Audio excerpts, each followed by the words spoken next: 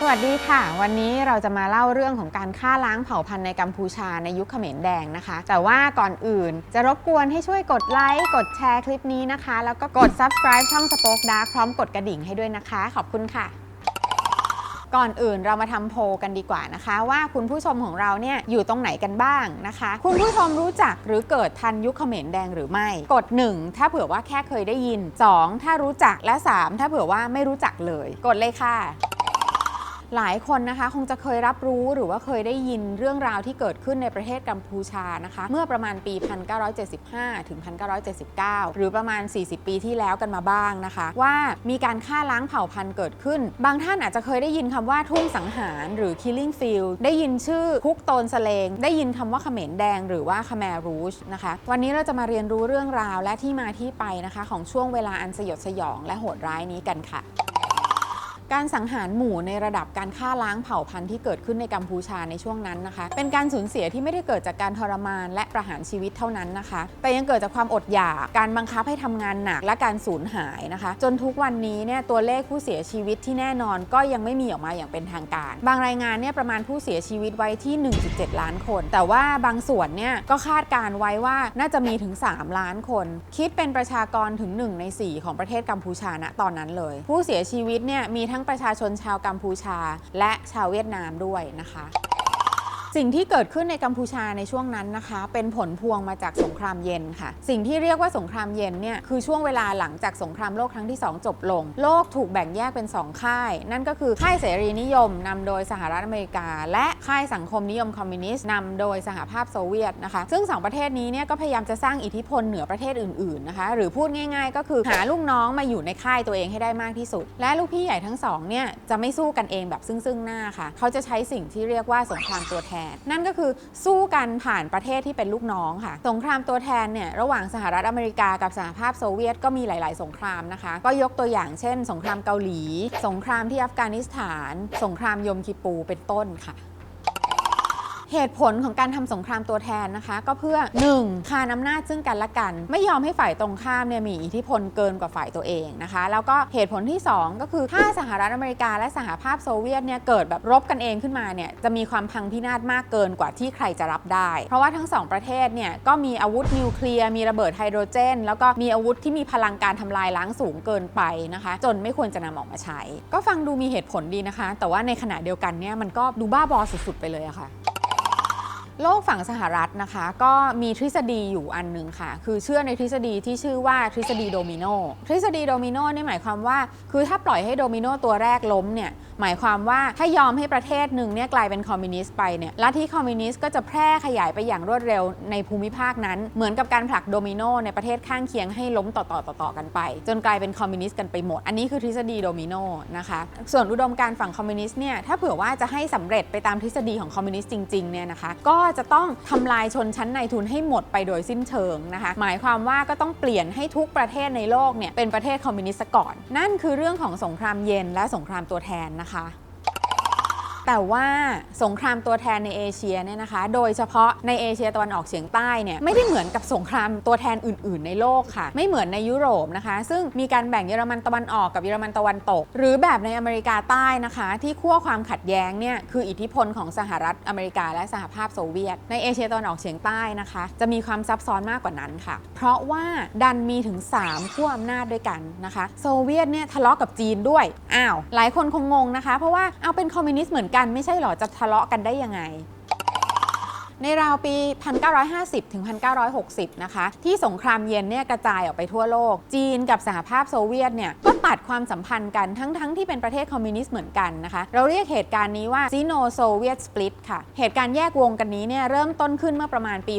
1956 ค่ะตอนนั้นโจเซฟ สตาลินนะคะผู้นำสูงสุดของโซเวียตเนี่ยเสียชีวิตลงและผู้นำคนใหม่ค่ะนายนิกิตา ครูชชอฟนะคะได้ขึ้นมาแทนซึ่งครูชชอฟเนี่ยก็มีไอเดียที่ว่าไม่ต้องการจะให้สห ภาพโซเวียตเนี่ยเป็นคอมมิวนิสต์ในแบบเดิมที่เป็นลัทธิบูชาตัวบุคคลเพราะก่อนหน้านี้ในยุคของสตาลินนะคะโซเวียตเนี่ยก็ไม่สามารถที่จะไปถึงฝั่งฝันของการเป็นประเทศคอมมิวนิสต์ตามทฤษฎีได้จริงๆเช่นเดียวกันกับประเทศคอมมิวนิสต์ทั้งหลายในโลกนี้นะคะสุดท้ายแล้วเนี่ยสตาลินก็กลายเป็นเผด็จการที่ยกให้ตัวเองเนี่ยเป็นผู้นำสูงสุดนะคะบังคับให้ทุกคนต้องเชื่อฟังนะคะเพื่อที่ชาติจะได้รอดพ้นจากภัยจักรวรรดินิยมอเมริกาทำให้โซเวียตในยุคของสตาลินเนี่ยประชาชนเนี่ยต้องเผชิญกับความอดอยากยากจนนะคะมีการกำจัดศัตรูทางการเมืองที่หนักหน่วงมีการสังหารหมู่มีนักโทษการเมืองเต็มเลยทั้งในคุกแล้วก็ค่ายใช้แรงงานในไซบีเรียเป็นการปกครองที่โหดเหี้ยมกดหัวประชาชนไม่ต่างอะไรกับการเป็นเผด็จการเฉยๆนะคะแต่ว่าเพียงแค่แปะยี่ห้อว่าเป็นคอมมิวนิสต์เท่านั้นเอง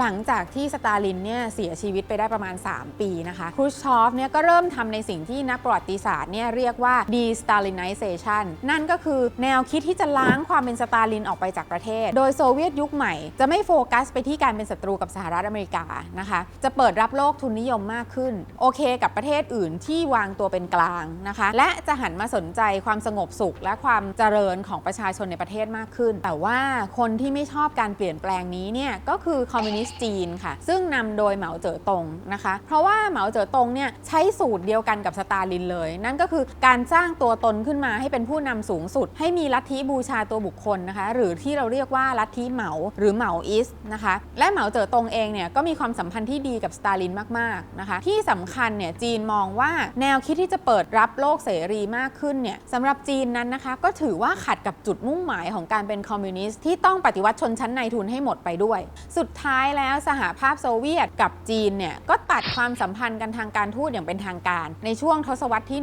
1960 จากที่เคยช่วยเหลือกันก็กลายเป็นคู่แข่งกันเองแย่งกันขยายอิทธิพลของตัวเองในประเทศต่างๆนะคะกลายเป็นว่ามีทั้งอิทธิพลของสหรัฐอเมริกาสหภาพโซเวียตและจีนที่เป็นคู่แข่งกันในช่วงสงครามเย็นค่ะโดยเฉพาะในพื้นที่ที่เราเรียกว่าอินโดจีนฝรั่งเศสนี่แหละค่ะเมื่อสงครามโลกครั้งที่2จบลงค่ะฝรั่งเศสเนี่ยล้มเหลวในการกลับมาปกครองประเทศอาณานิคมอินโดจีนโดยเฉพาะในเวียดนามนะคะที่กองทัพฝรั่งเศสเนี่ยแพ้สงครามให้กับกองทัพเวียดมินซึ่งเป็นกองกำลังปลดปล่อยนะคะจนสุดท้ายเนี่ยก็นำไปสู่การเจรจาที่นครเจนีวาในคศ 1954 นะคะฝรั่งเศสเนี่ยก็ยอมให้อิสรภาพกับอินโดจีนนะคะโดยที่เวียดนามถูกแบ่งเป็นเวียดนามเหนือและเวียดนามใต้นะคะส่วนเหนือเนี่ยเป็นคอมมิวนิสต์และส่วนใต้เป็นเสรีนิยมนะคะส่วนสหรัฐอเมริกานะคะก็ไม่อยากให้ลัทธิคอมมิวนิสต์เนี่ยแพร่ขยายในเอเชียตะวันออกเฉียงใต้นะคะคือไม่อยากให้มีการล้มเป็นโดมิโนจากเวียดนามเหนือก็เลยเข้าไปรบแทนฝรั่งเศสค่ะโดยที่ได้ให้การสนับสนุนเวียดนามใต้นะคะส่วนเวียดนามเหนือเนี่ยก็ได้รับการสนับสนุนจากสหภาพโซเวียตตามธรรมเนียมส่วนกัมพูชากับลาวเนี่ยซึ่งก็เป็นเมืองขึ้นของฝรั่งเศสด้วยเนี่ยก็ประกาศเอกราชตามกันมาติดๆทางด้านกัมพูชานะคะหลังจากที่ได้รับเอกราชเนี่ยก็ประกาศจะวางตัวเป็นกลางนะคะคือมีความสัมพันธ์ทางการทูตกับทั้งสหรัฐอเมริกาทั้งโซเวียตและจีนไปพร้อมๆกันนะคะในทางด้านการปกครองหลังจากที่ได้รับเอกราช1ปีเนี่ยก็มีรัฐสภาเกิดขึ้นนะคะโดยกษัตริย์นโรดมศรีหนุเนี่ยได้สละราชบัลลังก์นะคะแล้วก็มาดำรงตำแหน่งทางการเมืองในฐานะนายกรัฐมนตรีคนแรกของกัมพูชาค่ะและต่อมาในปี 1960 นะคะก็เปลี่ยนไปดำรงตำแหน่งที่ตั้งขึ้นมาใหม่เรียกว่าประมุขแห่งรัฐชนชั้นปกครองของกัมพูชานะคะหลังจากที่ได้รับเอกราชเนี่ยก็คือพรรคการเมืองฝ่ายขวาฝ่ายอนุรักษ์นิยมและสมาชิกราชวงศ์นะคะมารวมตัวกันค่ะเป็นขบวนการที่ชื่อว่าขบวนการแสงคำหรือสังคมราษฎรนิยมนะคะซึ่งก็หมายความว่าแม้กษัตริย์ศรีหนุจะทรงนำประเทศแบบเป็นกลางในเวทีการเมืองระหว่างประเทศนะคะแต่ภายในประเทศเนี่ยก็มีฐานเสียงเป็นชนชั้นนำนะคะที่เป็นขวาจัดที่ไม่ชอบคอมมิวนิสต์และไม่ชอบเวียดนามนั่นเองในช่วงปี 1960 นะคะสงครามเวียดนามเนี่ยก็รุนแรงมากขึ้นและไม่ได้เป็นแค่สงครามตัวแทนอีกต่อไปนะคะเพราะว่าสหรัฐอเมริกาเนี่ยส่งทหารของตัวเองมาเข้าร่วมรบแบบเต็มตัวเลยก็ว่าได้นะคะและกัมพูชานะคะก็เข้าสู่ความขัดแย้งในสงครามนี้ด้วยเพราะว่าสหรัฐอเมริกาเนี่ยไม่แฮปปี้เลยที่กัมพูชาเนี่ยยอมให้เวียดนามเหนือเนี่ยลำเลียงกำลังผ่านทางกัมพูชานะคะหรือที่เรียกกันว่าโฮจิมินห์เทรลกัมพูชาก็เลยถูกสหรัฐอเมริกาเนี่ยทิ้งระเบิดตามชายแดนนะคะสร้างความไม่พอใจให้ทั้ง งประชาชนที่โกรธแค้นนะคะจากผลกระทบของการถูกทิ้งระเบิดและจากชนชั้นปกครองที่ไม่พอใจที่ดูเหมือนว่าทำให้กัมพูชาเนี่ยเข้าข้างคอมมิวนิสต์เวียดนามเหนือและอีกอย่างหนึ่งเนี่ยในกัมพูชาเนี่ยก็มีวัฒนธรรมของการเกลียดชังที่ซ่อนอยู่นะคะเป็นกระแสชาตินิยมที่ปลุกปั่นกันมาให้รู้สึกว่าเป็นศัตรูกับเวียดนามในทางประวัติศาสตร์นะคะคล้ายๆกับที่ไทยเราเนี่ยต้องเกลียดประเทศเพื่อนบ้านเวลาที่เราเรียนประวัติศาสตร์คล้ายๆกันทำนองนั้นนะคะจากเหตุการณ์ความเดือดร้อนของราษฎรนะคะที่ถูกอเมริกันบอมตามแถวชายแดนและชนชั้นนำก็ไม่พอใจจากการยอมให้เวียดนามเหนือใช้เป็นทางผ่านลำเลียงคนและอาวุธนะคะแถมด้วยความสนิทสนมกับรัฐบาลจีนนะคะซึ่งก็เป็นคอมมิวนิสต์อีกต่างหากของกษัตริย์สีหนุค่ะความนิยมของกษัตริย์เนี่ยก็เลยเสื่อมลงตกต่ำเป็นอย่างมากเรื่อยมาจนถึงทศวรรษที่ 1970 นะคะโลกก็อยู่ในวังวนขัดแย้งเดิมๆนะคะคือจีนกับโซเวียตทะเลาะกันมาเป็น10 ปีแล้วส่วนสหรัฐอเมริกาก็รบในสงครามเวียดนามมาอย่างยาวนานและไม่มีทีท่าว่าจะชนะสุดท้ายความเปลี่ยนแปลงครั้งใหญ่ก็มาถึงค่ะเมื่อประธานาธิบดีริชาร์ดนิกสันนะคะตัดสินใจว่าจะต้องถอนทหารออกจากเวียดนามสักทีแต่จะถอนยังไงไม่ให้เสียหน้าค่ะและจะถอนยังไงไม่ให้ดูเหมือนว่าอเมริกาเป็นฝ่ายแพ้สงครามที่ปรึกษาฝ่ายต่างประเทศของนิกสันนะคะนายเฮนรี่คิสซิงเจอร์ค่ะก็เลยบอกนิกสันว่าสหรัฐอเมริกาเนี่ยจะต้องหันไปเปิดความสัมพันธ์กับจีนค่ะเพราะจีนกับโซเวียตเป็นศัตรูกันจึงทำให้จีนเป็นพันธมิตรกับสหรัฐอเมริกาได้นี่ก็คือวิธีคิดสไตล์สงครามเย็นเลยนะคะคือศัตรูของศัตรูก็เป็นมิตรของเราอะไรประมาณนี้นะคะถ้าสหรัฐอเมริกาจับมือกับจีนนะคะก็จะเป็นการเปิดทางให้จีนเข้ามาแผ่อิทธิพลในเอเชียตะวันออกเฉียงใต้นะคะมาช่วยกันคานอำนาจของสหภาพโซเวียตและลัทธิคอมมิวนิสต์แบบโซเวียตด้วยโดมิโนก็จะไม่ล้มอีกนะคะประเทศอย่างไทยก็จะไม่กลายเป็นคอมมิวนิสต์อะไรทำนองนี้นี่คือวิธีคิดค่ะส่วนจีนเนี่ยก็อยากจะสนิทสนมกับสหรัฐอเมริกาอยู่แล้วนะคะเพราะว่าจีนเนี่ยต้องการได้รับการยอมรับในสหประชาชาติค่ะซึ่งจีนไม่ได้รับการรับรองจากเหล่าบิ๊กในสหประชาชาตินะคะเพราะว่าในยุคนั้นเนี่ยใครๆก็รับรองจีนไต้หวันเป็นจีนที่แท้จริงจีนกับสหรัฐอเมริกาก็สมประโยชน์กันในจุดนี้นะคะส่วนในกัมพูชาช่วงต้นปี 1970 ค่ะก็เกิดรัฐประหารขึ้นในขณะที่สมเด็จพระนโรดมศรีหนุเนี่ยเดินทางไปรักษาอาการป่วยยังต่างประเทศนะคะรัฐสภาเนี่ยก็มีการยื่นยติถอดถอนสมเด็จพระนโรดมศรีหนุออกจากตำแหน่งประมุขแห่งรัฐและตั้งนายพลลอนนอลนะคะนายทหารการเมืองขึ้นมาเป็นประธานาธิบดีแทนและเปลี่ยนกัมพูชาให้เป็นสาธารณรัฐอำนาจฝ่ายขวาที่เคยสนับสนุนกษัตริย์ศรีหนุเนี่ยก็ย้ายมาสนับสนุนนายพลลอนนอลแทนส่วนสมเด็จพระนโรดมศรีหนุนะคะก็ต้องลี้ภัยค่ะแล้วก็ประกาศตั้งรัฐบาลพลัดถิ่นขึ้นที่ปักกิ่งนะคะในขณะนั้นเนี่ยกษัตริย์ศรีหนุเนี่ยก็จำเป็นจะต้องล็อบบี้หาแรงสนับสนุนนะคะซึ่งก็ได้จากพรรคคอมมิวนิสต์จีนค่ะโดยผ่านทางความสัมพันธ์อันดีกับเหมาเจ๋อตงนะคะการสนับสนุนนี้เนี่ยเกิดขึ้นโดยพรรคคอมมิวนิสต์จีนเนี่ยจะสนับสนุนพรรคคอมมิวนิสต์ใต้ดินที่อยู่ในกัมพูชาค่ะซึ่งก็เป็นกลุ่มเขมรแดงนั่นเองนะคะที่นำโดยพลพศเองก็สนิทสนมกับเหมาเจ๋อตงมากด้วยเช่นเดียวกันทั้งหมดเนี่ยก็ตกลงกันว่าจะสนับสนุนสมเด็จพระนโรดมศรีหนุให้กลับขึ้นสู่อำนาจส่วนจีนเนี่ยก็จะได้แผ่อิทธิพลเข้ามาในกัมพูชานะคะเพื่อคานอำนาจกับสหภาพโซเวียตแปลกดีนะคะทั้งที่อุดมการณ์ของการมีราชวงศ์กับอุดมการณ์คอมมิวนิสต์เนี่ยไปด้วยกันไม่ได้เลยแต่ว่าก็ยังอุตส่าห์ดีลกันได้การเมืองเนี่ยก็เป็นการเมืองจริงๆเลยนะคะสรุปอีกครั้งหนึ่งนะคะกษัตริย์ศรีหนุได้รับการสนับสนุนจากผู้นำพรรคคอมมิวนิสต์จีนผ่านทางพรรคคอมมิวนิสต์กัมพูชาซึ่งนำโดยพลพศเพื่อที่จะต่อสู้ให้กษัตริย์ศรีหนุกลับมามีอำนาจในกัมพูชาอีกครั้งย้อนแย้งขั้นสุดเลยนะคะแต่ว่าเรื่องก็เป็นแบบนี้แหละค่ะถึงตอนนี้เนี่ยทุกภาคส่วนเนี่ยก็ไปอยู่ในจุดที่ทุกคนต้องการจะอยู่เรียบร้อยแล้วนะคะนั่นก็คือนะคะจีนเนี่ยพร้อมที่จะเข้าไปครอบงำกัมพูชาซึ่งถือเป็นโดมิโนชิ้นถัดมาหลังจากที่เวียดนามใต้ล้มและจีนจะยันเวียดนามเอาไว้นะคะโดยใช้กัมพูชาเป็นกันชนไม่ให้คอมมิวนิสต์โซเวียตล้มกัมพูชาแล้วก็แผ่ขยายอิทธิพลเข้าสู่ประเทศไทยต่อไปซึ่งก็เป็นสิ่งที่สหรัฐอเมริกากลัวที่สุดหลายคนอาจจะถามว่าอ้าวจีนกับโซเวียตมันก็คอมมิวนิสต์เหมือนกันไม่ใช่เหรอแล้วทำไมอเมริกาถึงไม่กลัวคอมมิวนิสต์จีนแต่ดันกลัวคอมมิวนิสต์โซเวียตแล้วถ้าคอมมิวนิสต์จีนได้กัมพูชาไปแล้วจะไม่เรียกว่าโดมิโนล้มหรือยังไงงงก็ต้องบอกว่ามาถึงจุดนี้แล้วเนี่ยนะคะคุณลืมเรื่องอุดมการณ์ทางการเมืองไปก่อนเลยเพราะว่ามันไม่มีอยู่จริงมันเป็นแค่เหตุผลที่จะสร้างความชอบธรรมในการรบกันเท่านั้นแหละเอาจริงๆแล้วเนี่ยมันก็คือการแย่งชิงอำนาจกันล้วนๆนะคะศัตรูอันดับหนึ่งของสหรัฐอเมริกาคือสหภาพโซเวียตไม่ใช่จีนดังนั้นเรื่องทั้งหมดนี้จึงสมเหตุสมผลขึ้นมาซะอย่างนั้น สุดท้ายนะคะอเมริกาเนี่ยก็ถอนทหารออกจากเวียดนามใต้หลังจากนั้นอีกแค่แป๊บเดียวค่ะเวียดนามใต้ก็แพ้สงครามนะคะหรือที่เรียกกันว่าไส้งอนก็แตกนั่นแหละเวียดนามเหนือรวมเวียดนามเป็นหนึ่งเดียวนะคะและกลายเป็นคอมมิวนิสต์แบบสหภาพโซเวียตไปเรียบร้อยส่วนในกัมพูชาค่ะจีนก็เข้าสนับสนุนพลพตนะคะหรือว่าพรรคคอมมิวนิสต์กัมพูชาให้รบกับฝ่ายผู้ปกครองเดิมนะคะคือนายพลลอนนองและชนชั้นนำต่างๆนะคะและสุดท้ายพรรคคอมมิวนิสต์กัมพูชาหรือที่เรียกสั้นๆว่าเขมรแดงหรือคแมรูชเนี่ยก็รบชนะฝ่ายนายพลลอนนองในที่สุดสหรัฐก็ได้รัฐกันชนใหม่เรียบร้อยโรงเรียนคิสซิงเจอร์กลับมาที่พลพตและเขมรแดงนะคะด้วยความที่พลพตเนี่ยสนิทกับเหมาเจ๋อตงมากและได้รับอิทธิพลของเหมาเจ๋อตงมากๆจากที่โลกเราเนี่ยเคยได้เห็นความเลวร้ายในการปฏิวัติวัฒนธรรมในจีนเนี่ยที่เกิดขึ้นไปแล้วเนี่ยสิ่งเดียวกันก็มาเกิดขึ้นซ้ำในกัมพูชาอีกพลพตนะคะดำเนินการปฏิวัติแบบเข้มข้นในกัมพูชาเลยนะคะโดยจุดประสงค์คือต้องการให้ทุกคนเป็นชนชั้นกรรมาชีพให้หมดถึงขนาดที่เรียกปี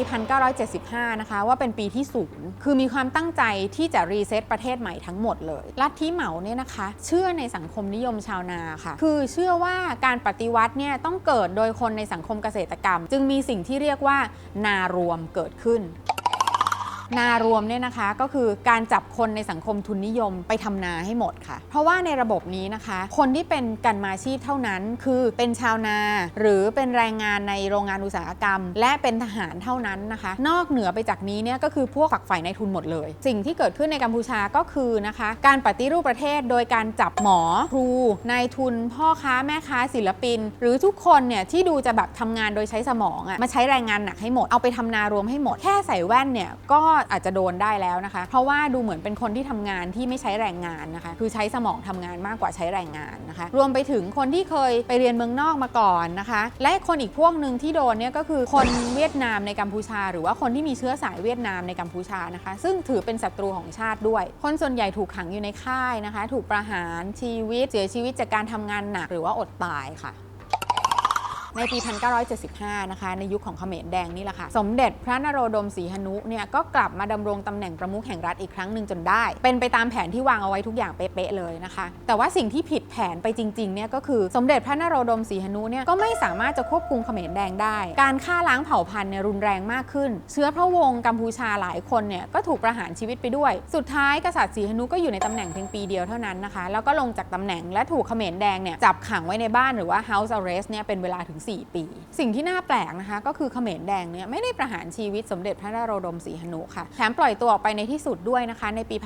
1979 นะคะเจ้านโรดมศรีหนุเนี่ยถูกส่งตัวไปปักกิ่งเพื่อรักษาโรคค่ะแล้วก็ได้ไปพูดที่อเมริกาด้วยในที่ประชุมสหประชาชาตินะคะแล้วเพื่อที่จะรายงานถึงสิ่งที่เกิดขึ้นในกัมพูชานะคะและพระองค์ก็ต้องขอลี้ภัยอยู่ในปักกิ่งและได้กลับไปครองราชย์อีกครั้งหนึ่งในช่วงปี 1990 ค่ะ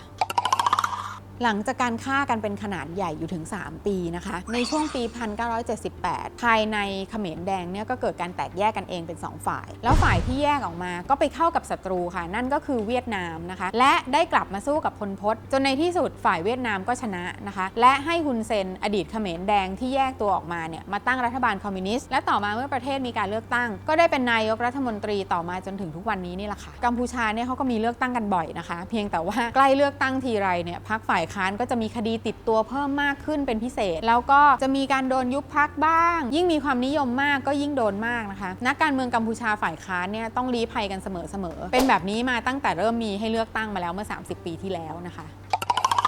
กลับมาที่พลพตอีกครั้งหนึ่งนะคะพอพลพตเนี่ยแพ้ฮุนเซนนะคะซึ่งมีแบ็คเป็นเวียดนามเนี่ยก็กลุ่มเขมรแดงเดิมเนี่ยก็เลยต้องลี้ภัยกระจัดกระจายกันมาอยู่ตามตะเข็บชายแดนนะคะโดยเฉพาะชายแดนไทยนะคะโดยที่ตัวพลพตนั้นเนี่ยได้หนีมาอยู่ที่จังหวัดตราดในประเทศไทยนี่เองเลยและไทยเนี่ยค่ะก็จัดกำลังไปอารักขาพลพตนะคะถึงในป่าเลยนะคะสุดท้ายแล้วเนี่ยพลพตก็อยู่แถวๆนั้นนะคะอยู่แถวตะเข็บชายแดนไทยกัมพูชาต่อไปอย่างสงบจนเสียชีวิตในปี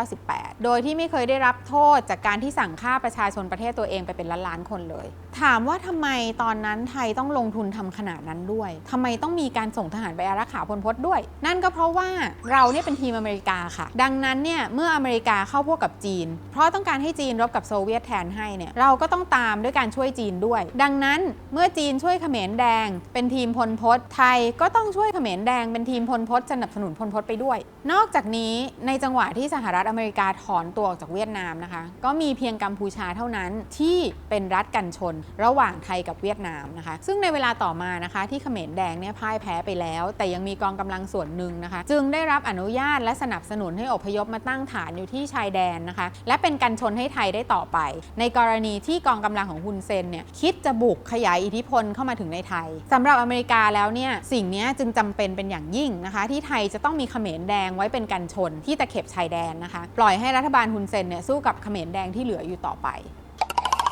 โปรดฟังอีกครั้งหนึ่งนะคะรัฐบาลไทยในยุคหนึ่งได้สนับสนุนเขมรแดงนะคะเพื่อให้เขมรแดงเนี่ยเป็นกันชนไม่ให้เวียดนามมาบุกไทยนี่ก็เป็นข้อเท็จจริงที่จำเป็นจะต้องถูกแจ้งให้ทราบกันโดยทั่วกันด้วยนะคะเหตุการณ์การฆ่าล้างเผ่าพันธุ์ประชาชนชาวกัมพูชากว่า3 ล้านคนนั้นแม้จะไม่มีใครอยากให้เกิดขึ้นนะคะแต่ว่าก็พูดไม่ได้อย่างเต็มปากนะคะว่าเป็นสงครามภายในเพราะว่าเอาเข้าจริงๆแล้วเนี่ยการขึ้นมาเถลิงอำนาจของพลพศและเขมรแดงเนี่ยก็เป็นส่วนหนึ่งของสงครามตัวแทนและการเล่นการเมืองระหว่างประเทศนะคะไม่ได้เกิดขึ้นโดดๆไม่ได้เกิดเองโดยไร้คนสนับสนุน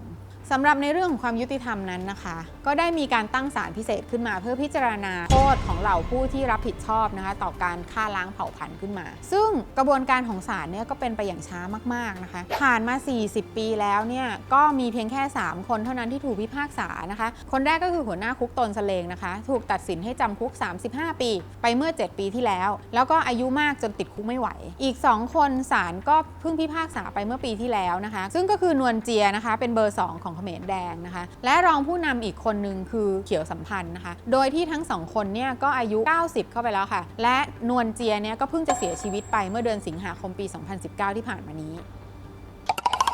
จบแล้วค่ะคุณผู้ชมคิดว่ายังไงบ้างคะคิดว่าความยุติธรรมเนี่ยได้เกิดขึ้นแล้วหรือยังก็น่าลองคิดดูเหมือนกันนะคะว่าปัจจัยอะไรที่ทำให้การตัดสินคดีและการสืบสวนกันเนี่ยถึงได้เป็นไปอย่างเชื่องช้าขนาดนี้แล้วประเทศที่มีส่วนเกี่ยวข้องอย่างจีนสหรัฐอเมริกาหรือแม้แต่ไทยเองควรจะมีส่วนรับผิดชอบด้วยหรือเปล่าถ้าทั้ง3 ประเทศไปขึ้นศาลด้วยเนี่ยควรจะถูกตัดสินว่าให้การสนับสนุนการฆ่าล้างเผ่าพันธุ์ด้วยหรือเปล่าโพลต่อมานะคะสิ่งที่อยากจะรู้ให้เราลองคิดกันดูนะคะว่าถ้าเผื่อว่าคุณเป็นรัฐบาลไทยในช่วงเวลาดังกล่าวนะคะคุณจะทำแบบเดียวกันกับรัฐบาลไทยหรือว่าจะทำอย่างอื่นกด1นะคะถ้าเผื่อว่าคิดว่าก็คงทำอย่างที่รัฐบาลไทยทำและกด2ถ้าเผื่อว่าคิดว่าไม่คุณจะทำอย่างอื่นการฆ่าล้างเผ่าพันธุ์เนี่ยเกิดขึ้นในหลายๆที่ทั่วโลกนะคะแล้วก็เกิดขึ้นบ่อยกว่าที่คิดด้วยบางทีเนี่ยก็เกิดขึ้นอยู่แค่ข้างบ้านของเราเองโดยที่เราแทบจะไม่รู้เรื่องประวัติศาสตร์ในส่วนนี้เลยบางทีการเรียนรู้และค้นคว้าอีกเยอะๆนะคะอาจจะทำให้เราเซนซิทีฟกับความทุกข์ยากของเพื่อนมนุษย์มากกว่านี้ก็ได้นะคะถ้าใครชอบคลิปสาระความรู้ดีๆจาก Spoke Dark นะคะก็ช่วยกันกดติดตามแล้วก็กดกระดิ่งให้ไม่พลาดคลิปใหม่นะคะกดเลยกดเลยค่ะกดเลยค่ะกด